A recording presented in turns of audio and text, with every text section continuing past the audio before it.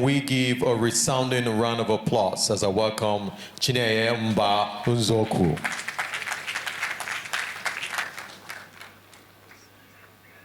I thank you for the patience of waiting. I thank you for also attending this event. I think this is my third time at Edves, and every year it just gets better and better and better, and it's not because of them, it's because of you. So, you know,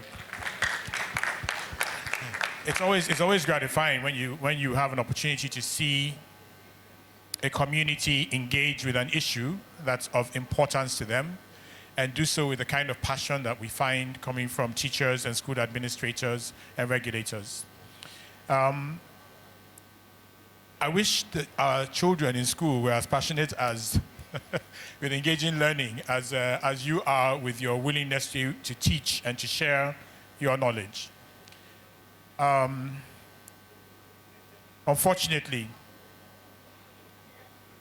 it seems that most of that passion ends in once the child gets into primary 1. So there's a popular joke about a child going to school in the morning. The first day that you're taking your child to school, I have 3. So the first day the child is going to school in the morning, it's like it's nursery school. And he's all crying. Mommy is carrying him there, daddy's there, and the child is crying, crying, crying. And, you know, when they carry the child into the school and the mom is going, child is screaming. And she comes at the end of the day to come and pick the child, all apprehensive, and somehow the child is the last to come out because he doesn't want to leave the school. So the kid that went into the school in the morning, by afternoon doesn't want to leave. The next morning when you come down and you're going to go and wake the child, he's already dressed, wearing his uniform and carrying his bag and ready to go to school. Children at that age love school. What happens over the duration of the education life cycle that makes school tedious, makes it a job, makes it something that children no longer are excited about?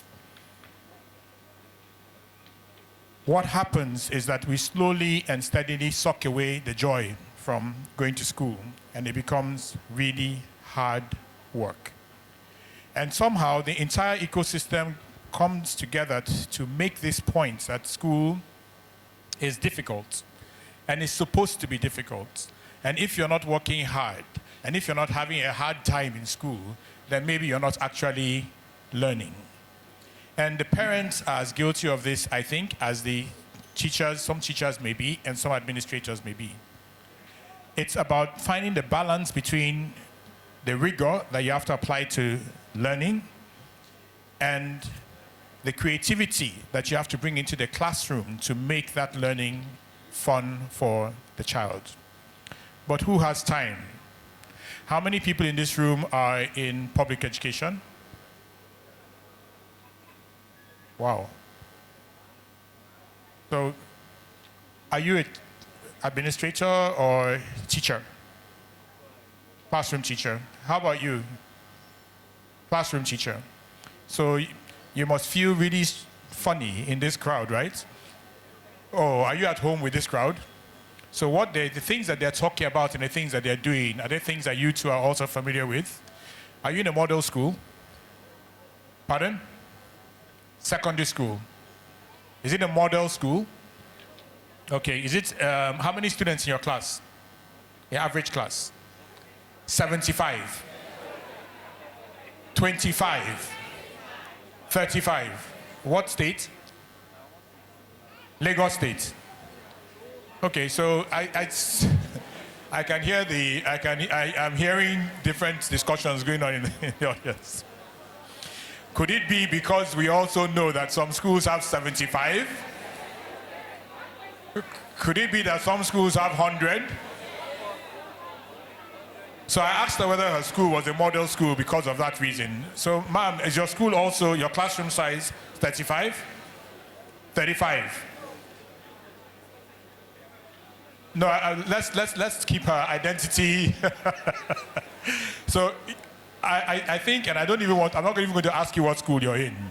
Because government has an official policy that says maximum of 40, right, in a classroom. But in reality, it is only, sorry, can we have one room? Maybe I should pause so that we can. Or you can bring Prof to me. I think Prof has an opinion. He wants to say something. Yeah? Okay, so let's have a discussion. It's not a, I don't want to be kind of like be lecturing. I want us to have it like a discussion, which is an interactive. So I'll ask you questions and you help me with the answers. So I think the reality is that we know that there is a plan that says 40. There's a reality that is very different from that. And we know that these two teachers here in this room from the public schools are if they have 35 students in their class, it's going to be a model school.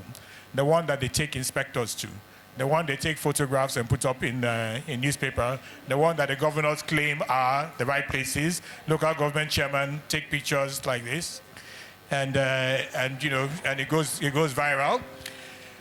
The reality is that the schools in particularly even in this state, which is a model state, the private sector has taken over education in Lagos State because the private sector can, and because there are parents who can afford to pay. So that's why you have such a huge proportion of the maybe 16,000 schools in Lagos, only 2,000 are public schools. When we talk about schools, we tend to kind of like obscure the reality. Learning doesn't take place in a school, does it? It takes place in a classroom. What we should be counting are the number of classrooms. So help me do the mathematics. Please, you have to bring out pen and paper because my math is not very good. It's been a long time since I left school. How many people in Nigeria? What's the total population of Nigeria? Estimated what? Okay, that's, no, actually they say it's 183, but because I know you have problem calculating that fraction, let's just say 200. Do you agree? You see, I'm a good teacher, I'm a nice teacher. So let's go from 200. What is the percentage of that 200 million that are in school every single day? Anybody? Percentage of the national population that are supposed to be in school every day. I'll give you Expo. The way to calculate it is to say, what is the percentage of Nigeria's population that is under the age of 25? Again, I'll make it easier for you. Let's make it 30. Anybody have a number? They say Nigeria is a youthful country. So does anybody have a number? How many? Okay, so whoever said 60 is right. So by the statistics, they said 60% of Nigeria's population. So what is 60% of 200? 60%, 120 million. So let's remove from that 120 million about the, let's say the 40% that we know that are not of school age. So 40% of 120 is what? I'm saying out of the 120 million that are 25 or 30 years and below, I said let's remove 40% for those who are not in school, who don't have to go to school. So it's either they're really, really, really small, not even early childhood, or they're the upper end, they've graduated and they're working. So I said we should just take a figure and say it's 40%. So what is the balance 60%? What does that mean? What's the number? Mental math. Now 10% of 120 is 12. 12 by 6 is what? 72. Right? So 72 million. Now here's the hard part. So if we accept in this room that 72 million people have to be in class at some level of education every day, how many classrooms do we need? Assuming 40 is the standard size of a classroom.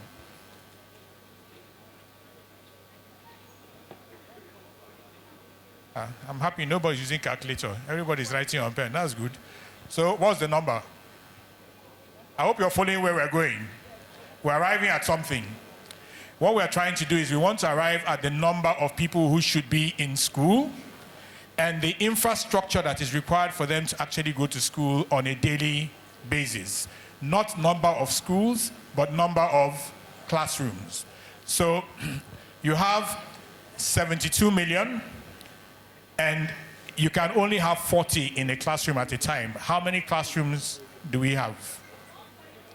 How many? We need 1.8 million classrooms.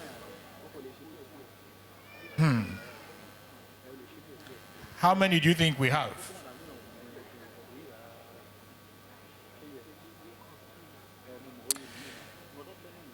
You can't tell me because nobody knows.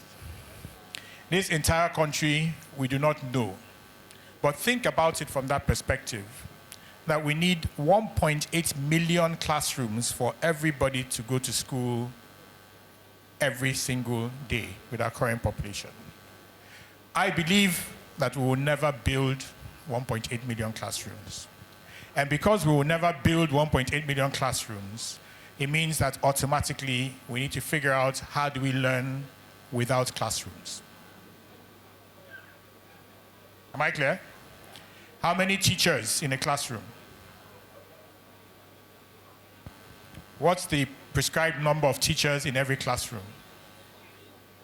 1? And 1 teaching assistant. You people don't call those ones teachers. They are not teachers, Abi. They are just teaching assistants. They are sub-teachers.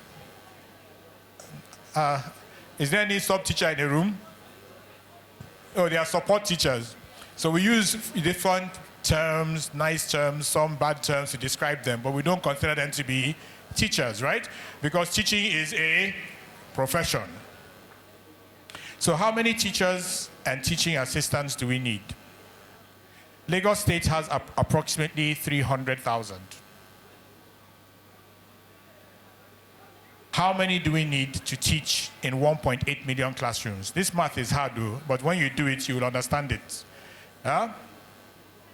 So if we need 2 teachers, 1 teacher and 1 teaching assistant in every classroom, and we said we have 1.8 million classrooms, it's very simple. It's 3.6 million, correct? Okay, so 3.6 million teachers are what we need. We are nowhere close to that number. Then let us discount that 3.6 million by also another national statistic, which is that 27% of the teachers, is not me that is saying, 27% of the teachers in Nigeria today at the basic education level are not qualified to teach for the reason that they are unable to pass the same exams that they set for their children. I'm not telling you it's not me saying it, so don't go and say Chinenye said. The data is everywhere. In some states, it's as low as 8%. 8%. In the universities, NUC says 12% of the bachelor degrees are plagiarized. They're not written by the authors. 8% of the master's degree theses that are written are plagiarized. 50% of the graduates of the Nigerian university, 52% by NUC's data, are not fit for graduation. Every year for the past 35 years, between 1 million and 1.65 million people take JAM. Of this figure, we admit between 15 and 25% of that figure. So every year, we admit between 300,000, right? When the JAM result comes out, 800,000 are qualified. We'll create an issue of qualification. They allocate spaces and students start to go in. By the time they finish, between 300,000 and 400,000 are actually admitted. Please remember that, again, for the past 15 years, admission to university has been set at the lowest bar, 120. Some people take 110, and guess where they are going to? Anybody know? Who? Call it, Okay, you said it, or not me, because the teachers are all here.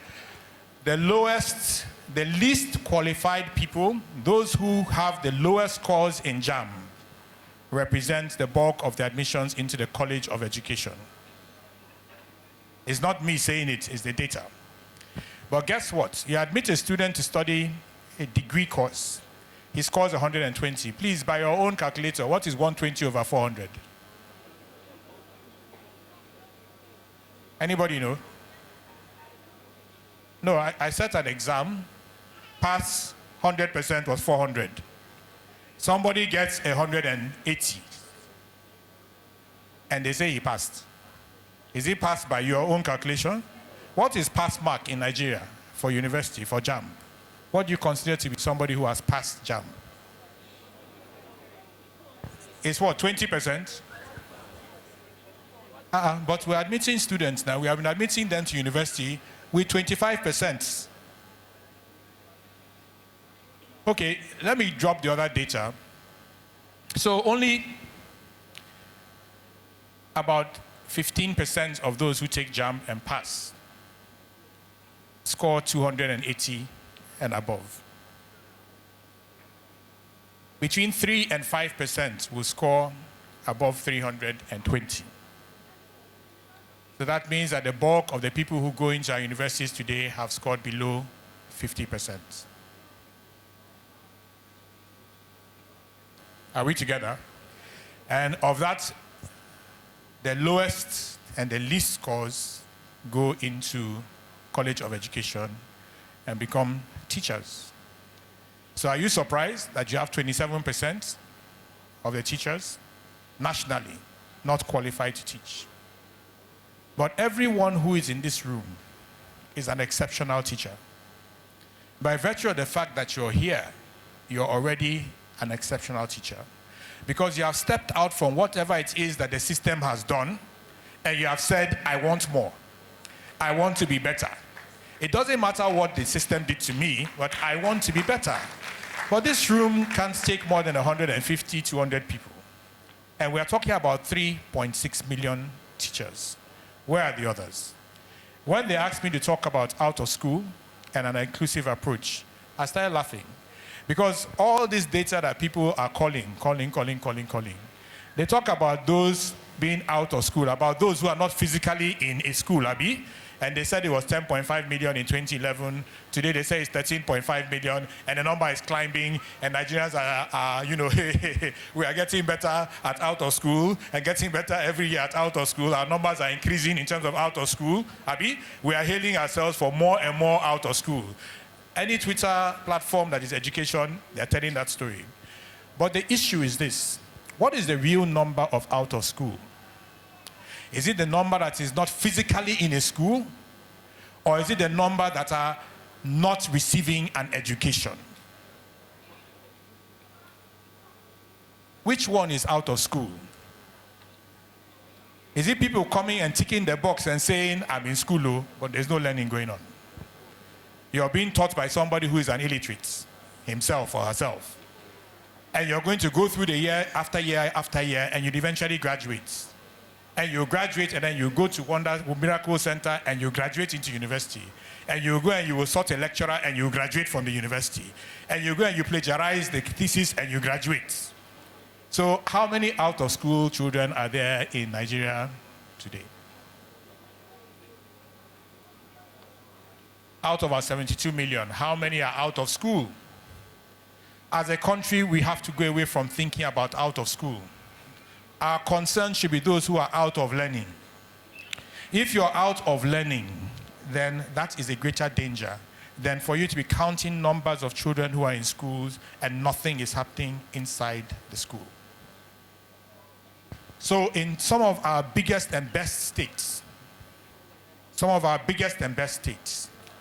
children are going to school and sitting on stones.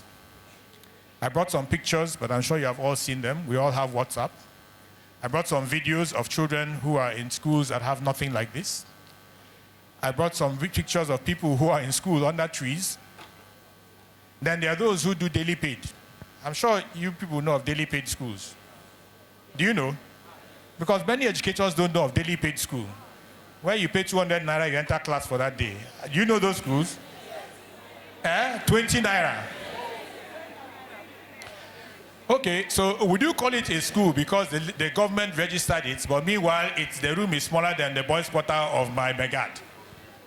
And inside that classroom, you have a child who is like this, and then you have one who is like this, who looks like Badu, but he's out there, he's in the same class. Is it not the same school we're talking about? Are we counting that as school?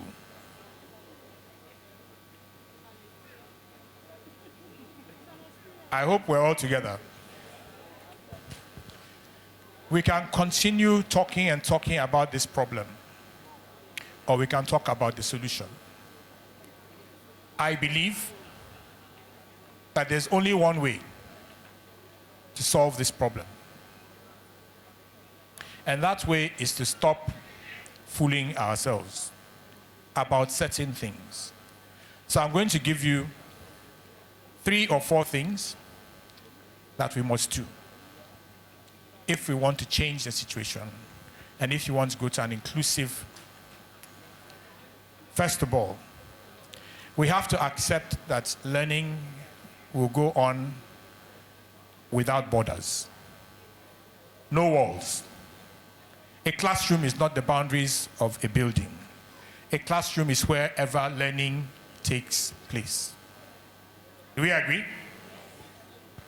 If a classroom is where learning takes place, it's not a physical structure, it's not a room, what are the components for learning to take place? Everybody talks about computer programs. I am in the field myself, but computer, it can help you, but nothing can replace a teacher. Okay? Nothing can replace a teacher. So that's the second thing. No reform in education can take place without the second element, which is you put the teacher first. You have to put the teacher first, not building. All this suburb money that is going to waste and these huge budgets. In 2019 budget, let me give you an example of what I mean. The 2019 budget which has been proposed and passed,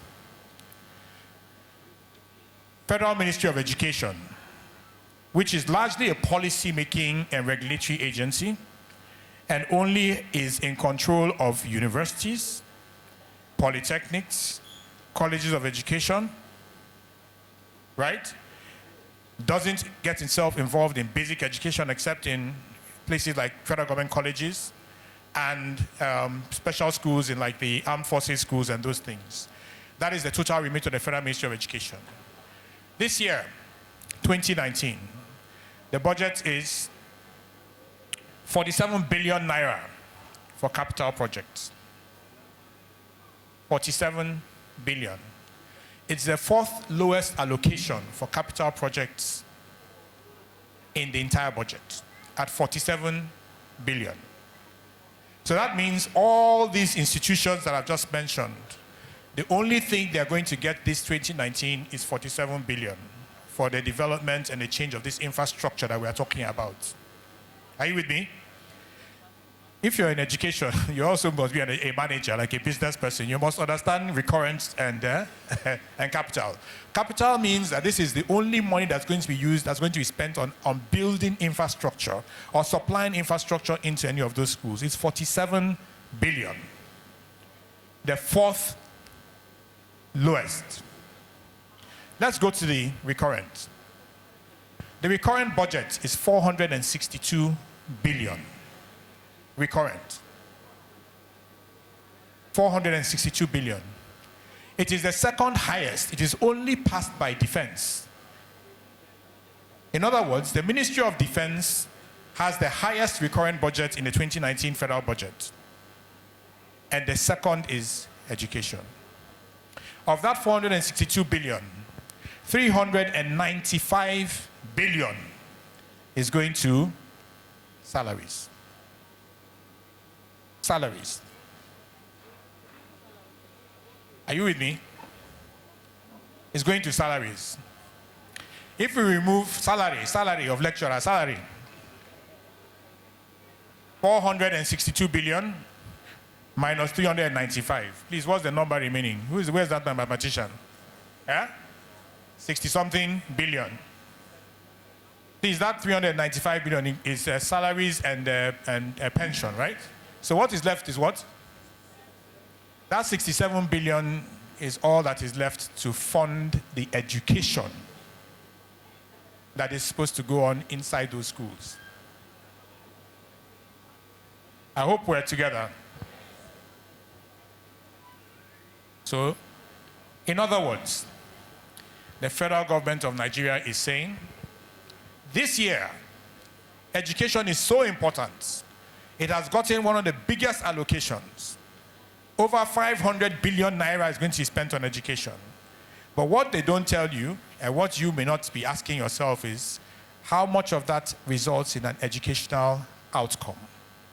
And I've just told you that only 67 billion of the 500 billion is going to learning. It is that 67 billion that will buy reagent in school, in the labs. It will buy chalk. It will buy books. It will provide all the teaching aids that the teacher, the lecturer is supposed to use in the university. Correct? Now, you say, I didn't include tuition. Correct? I didn't include tuition. Universities make money from tuition. Agreed? I'm rounding up because we're adding numbers. So let's look at tuition. There are 167 tertiary institutions in Nigeria. What's the total university enrollment? Anybody know? All the universities, 167 of them put together. How many students? First year to last year, how many? How many? 1.8. You're very correct, or very close. So the 167 universities in Nigeria, the total population from first year to postgraduates is 1.8. Or, look at it a different way. It's about 1% of your population. So this country, only 1% of this Nigeria's population is actually in tertiary education, are going to school. In other words, we are preparing 1% at the highest level of education. Not 2, not 3, 1%. What would interest you is that this ratio has been the same for the past 40 years. Now, to this 1%, what do we do with this 1%? A student in University of Lagos studying medicine, what's his tuition? Anybody know? None of us have, oh, all of you, your children are abroad. Or you don't have any adults ready yet.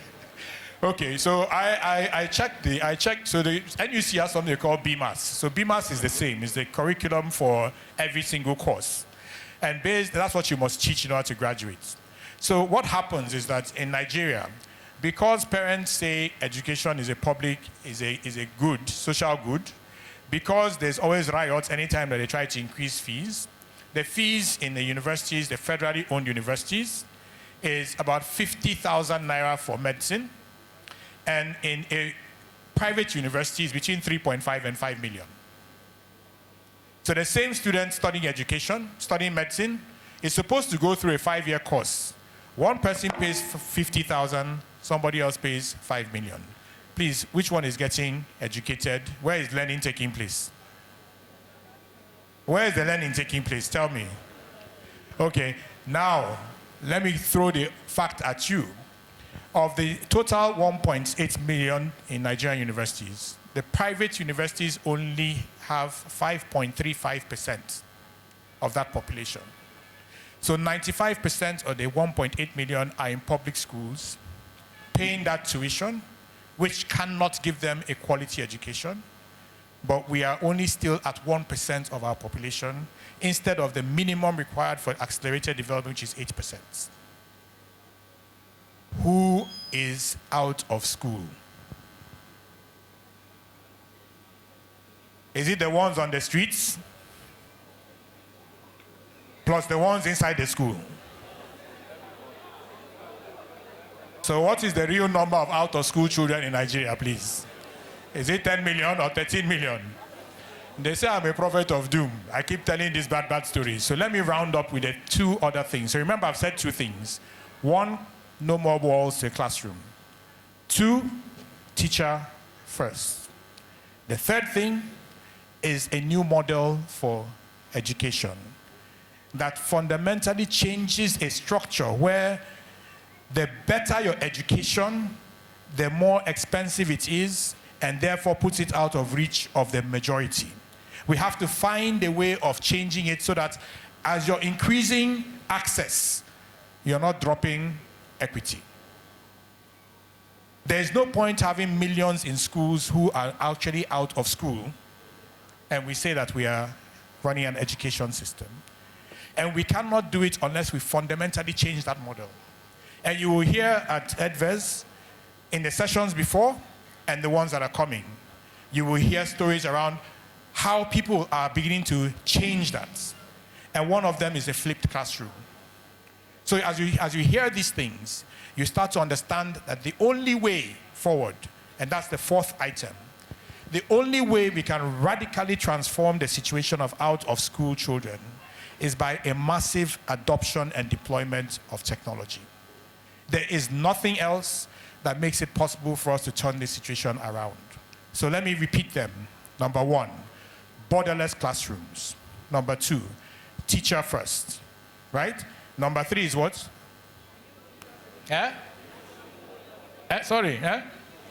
The new model. And number four is what? Technology. You have to embrace with everything that you have.